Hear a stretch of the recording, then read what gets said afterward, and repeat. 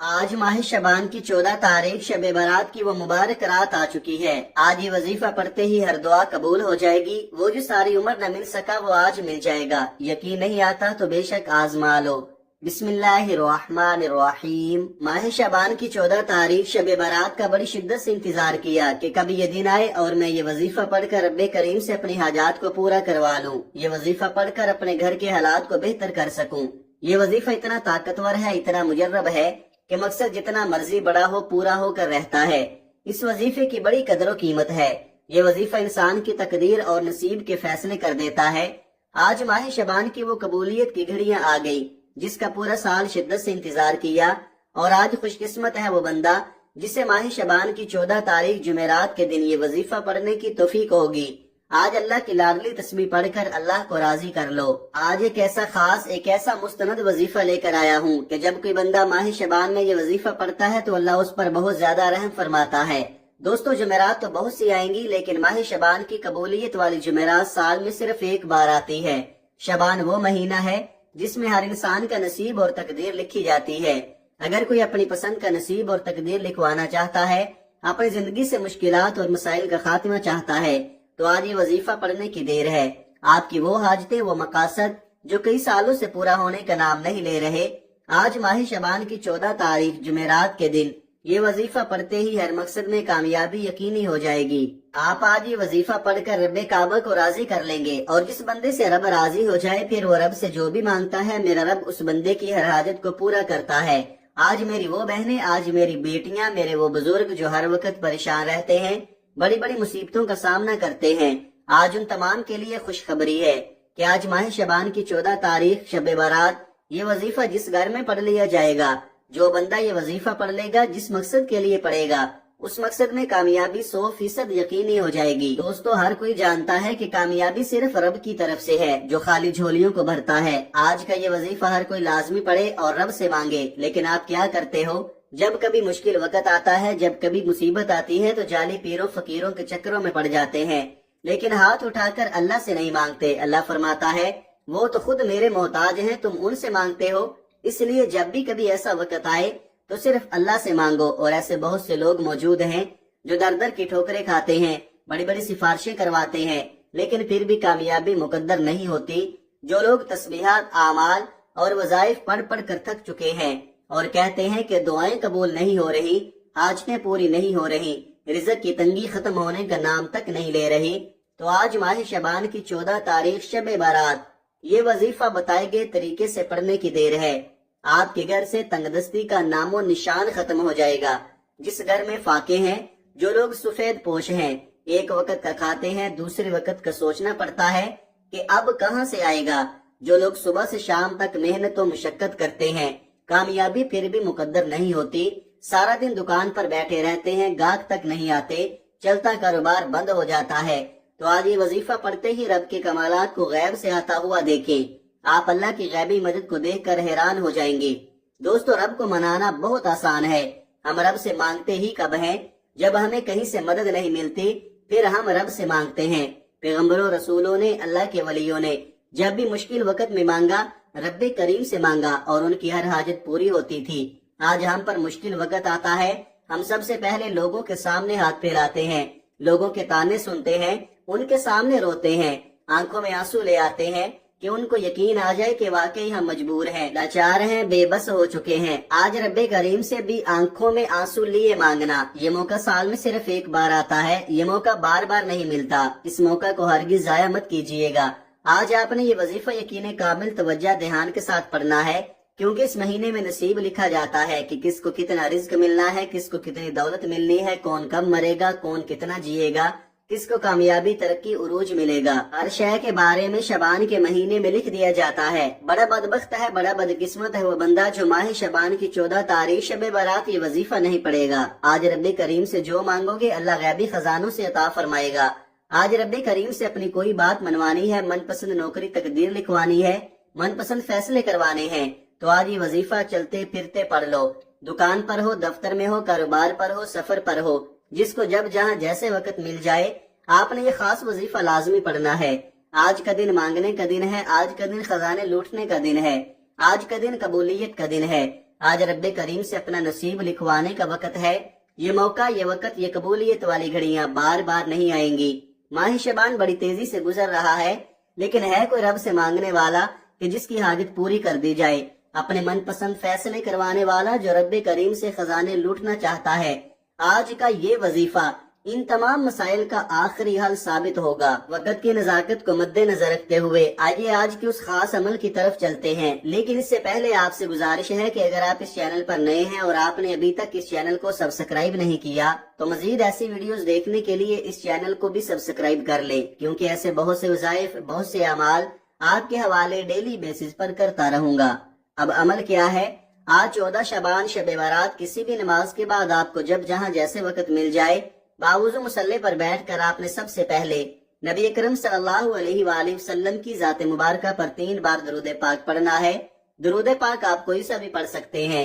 آپ مختصر اور آسان سا درود صلی اللہ علیہ وآلہ وسلم پڑھ لے، یا صلی اللہ علی محمد پڑھ لے، یا آپ نماز والا درود ابراہیمی پڑھ لیں تو سب سے بہتر ہے، کیونکہ درود ابراہیمی کی فضیلت سب سے زیادہ ہے، اور روایات میں آتا ہے کہ ہمارے پیارے آقا صلی اللہ علیہ وآلہ وسلم بھی تمام درودوں میں درود ابراہیمی کو ہی سب سے زیادہ محبوب رکھتے تھے۔ تو آپ نے کوشش کرنی ہے کہ درود ابراہیمی ہی پڑھے۔ ایک بار ثواب کی نیت سے درود ابراہیمی میرے ساتھ بھی پڑھیے گا۔ اللہم صلی علی محمد وعلی آل محمد کما صلیت علی ابراہیم وعلی آل ابراہیم انک حمید مجید۔ اللہم بارک علی محمد وعلی آل محمد کما بارکت علی ابراہیم وعلی آل ابراہیم انک حمید مجید۔ درود پاک پڑھنے کے بعد اب آپ نے سب سے پہلے اپنے خاص مقصد کی نیت کرنی ہے۔ ہر انسان کسی نہ کسی بیماری، پریشانی، مصیبت، تنگدستی، غربت یا روزگار کے لیے وظیفہ پڑھتا ہے۔ آج آپ جس مقصد کے لیے وظیفہ پڑھ رہے ہیں آپ نے بھی اپنے مقصد کی نیت کرنی ہے۔ اگر آپ مقروض ہیں، قرض سے نجات کے لیے پڑھ لو، اولاد نرینہ کے لیے پڑھ لو، آپ کرائے کے مکان میں رہتے ہیں، آپ اپنا ذاتی گھر خریدنا چاہتے ہیں، آپ اس کی نیت کر لیں، یا آپ کو کوئی بڑی رقم چاہیے، آپ اس کی نیت کر لیں کہ مجھے اتنی رقم مل جائے۔ نافرمان اولاد، نافرمان شوہر کے لیے پڑھ لو، میاں بیوی میں محبت کی کمی ہے، تڑپنے والی محبت چاہتے ہیں، اس کی نیت کر لے۔ الغرض آپ کا جو بھی مقصد ہے اس کی نیت کرنے کے بعد آپ نے ایک بار اعوذ باللہ من الشیطان الرجیم بسم اللہ الرحمن الرحیم پڑھ کر وظیفے کا آغاز کرنا ہے۔ تعوذ اور تسمیہ پڑھنے سے تمام شیطانی اثرات ختم ہو جاتے ہیں، اور جس کام کے شروع میں تعوذ اور تسمیہ پڑھ لیا جاتا ہے اس میں برکت ہوتی ہے، اس میں خیر ہوتی ہے، اس میں سلامتی ہوتی ہے۔ جب آپ نے اپنے خاص مقصد کی نیت کر لی، تعوذ اور تسمیہ بھی پڑھ لیا، تو اب آپ نے یوں محسوس کرنا ہے کہ دنیا جہاں سے آپ کا تعلق ختم، آپ روضہ رسول کی جالیوں کے قریب بیٹھ کر یہ وظیفہ پڑھ رہے ہیں، آپ رب کی بارگاہ میں موجود ہیں، آپ منگتا، بھکاری، فقیر بن کر بیٹھے ہیں، اور آپ نے پہلے نمبر پر جو وظیفہ پڑھنا ہے وہ وظیفہ رب کریم کے ایک نام مبارک کا وظیفہ ہے، رب کریم کی ایک ایسی صفت کا وظیفہ ہے، ایک ایسا عمل ہے جو غیب سے اسباب پیدا کر دیتا ہے۔ آپ نے پہلے نمبر پر یا مسبب الاسباب کو پڑھنا ہے۔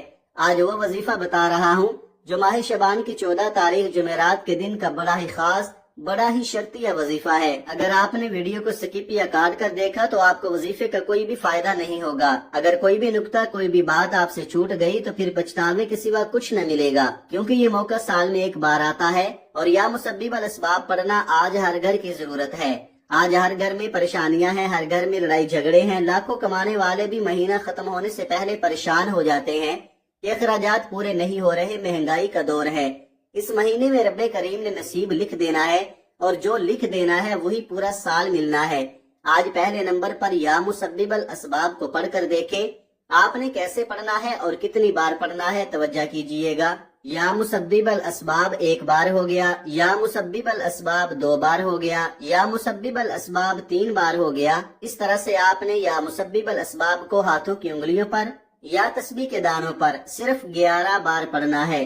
صرف 11 بار یا مسبب الاسباب پڑھتے ہی راستے سے تمام رکاوٹیں ہٹ جاتی ہیں۔ یا مسبب الاسباب پڑھنے کی دیر ہے، ہر شے خود چل کر آپ کے پاس آئے گی۔ وہ ادھوری خواہشات جو آج تک پوری نہیں ہو سکی وہ آج یہ وظیفہ پڑھتے ہی پوری ہو جائیں گی۔ جب آپ پہلے نمبر پر 11 بار یا مسبب الاسباب کو پڑھ لے تو اب آپ نے دوسرے نمبر پر جو وظیفہ پڑھنا ہے وہ وظیفہ اللہ کی لاڈلی تسبیح کا وظیفہ ہے۔ یہ ایسی تسبیح ہے، ایسی دعا ہے کہ جو عرش الہی کے ساتھ لٹکی ہوئی ہے۔ یہ اللہ کے حبیب کا وظیفہ ہے۔ اللہ کے حبیب بھی اپنی پریشانی اور اپنی تنگدستی، اپنی کسی بھی حاجت کے لیے عرش الہی کے ساتھ لٹکی ہوئی اس دعا کو پڑھا کرتے تھے۔ اللہ کی لاڈلی تسبیح سبحان اللہ و بحمدہ سبحان اللہ العظیم ہے۔ آپ نے یقین کامل کے ساتھ پڑھنا ہے، خلوص نیت کے ساتھ پڑھنا ہے، اس یقین سے پڑھنا ہے کہ دنیا جہاں سے آپ کا تعلق ختم ہے، آپ رب کی بارگاہ میں موجود ہیں، روزہ رسول کی جالیوں کے قریب بیٹھ کر کملی والے آقا کے مہینے میں عرش الہی کے ساتھ لٹکی ہوئی یہ دعا پڑھ رہے ہیں۔ اور آج جس گھر میں یہ وظیفہ پڑھ لیا جائے گا اس گھر کا بچہ بچہ ارب پتی ہو جائے گا۔ جس دکان پر پڑھ لیا جائے گا اس دکان پر گاہکوں کا رش لگ جائے گا۔ جس مقصد کے لیے پڑھ لیا جائے گا وہ مقصد 100% گارنٹی کے ساتھ پورا ہو کر رہے گا۔ آپ نے اس تسبیح کو کیسے پڑھنا ہے اور کتنی بار پڑھنا ہے توجہ کیجئے گا۔ سبحان اللہ و بحمدہ سبحان اللہ العظیم ایک بار ہو گیا، سبحان اللہ و بحمدہ سبحان اللہ العظیم 2 بار ہو گیا، سبحان اللہ و بحمدہ سبحان اللہ العظیم 3 بار ہو گیا۔ اس طرح سے آپ ہاتھوں کی انگلیوں پر پڑھ لیں یا تسبیح کے دانوں پر پڑھ لیں، آپ نے صرف 11 بار پڑھنا ہے۔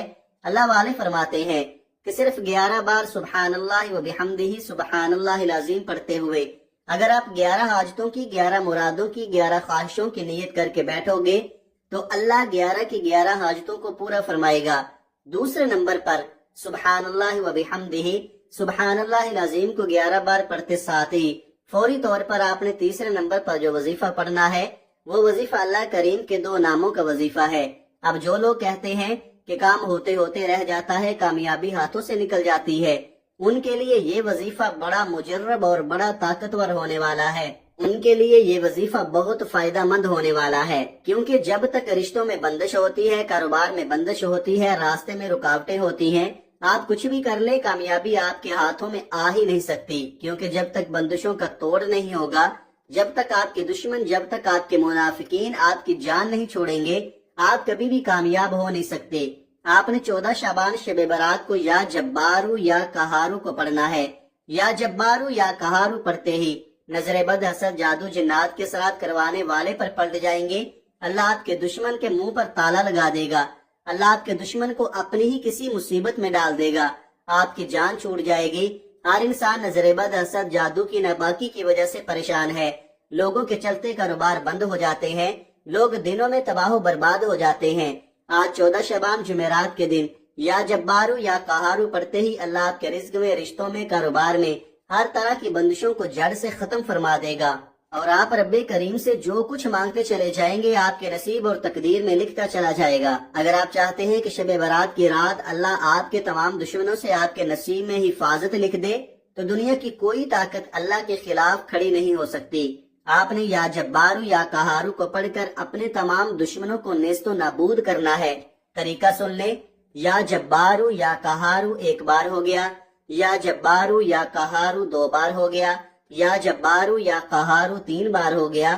اس طرح سے آپ یا جبارو یا قہارو کو ہاتھوں کی انگلیوں پر پڑھ لیں یا آپ تسبیح کے دانوں پر پڑھ لیں، آپ نے صرف 11 بار پڑھنا ہے۔ صرف 11 بار یا جبارو یا قہارو پڑھتے ہی آپ کے تمام دشمنوں سے جان چھوٹ جائے گی، آپ کے دشمنوں کی چیخیں نکل جائیں گی۔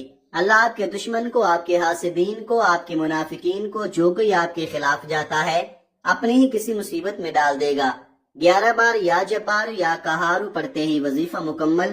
اب آخر میں اللہ کے حبیب صلی اللہ علیہ وآلہ وسلم کی ذات مبارکہ پر پھر 3 بار درود پاک پڑھیے گا، جو آپ نے عمل کے شروع میں پڑھا تھا۔